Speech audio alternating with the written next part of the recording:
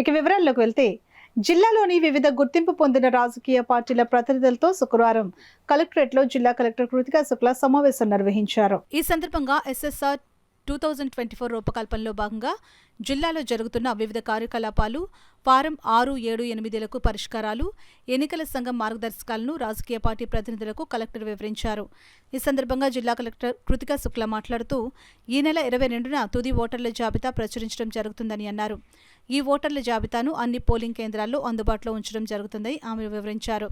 జిల్లాలోని 1637 పోలింగ్ కేంద్రాల్లో అవసరమైన కనీస సౌకర్యాలైన విద్యుత్, ఫర్నిచర్, త్రాగునీరు, మరుగుదొడ్లు, ర్యాంప్ నిర్మాణం వంటి అంశాలపై ప్రత్యేక దృష్టి పెట్టడం జరిగిందని అన్నారు. ఈవీఎం ద్వారా ఓటు హక్కు వినియోగంపై ప్రత్యేక కేంద్రాల ద్వారా ప్రజలకు విస్తృత అవగాహన కల్పించడం జరుగుతుందని అన్నారు.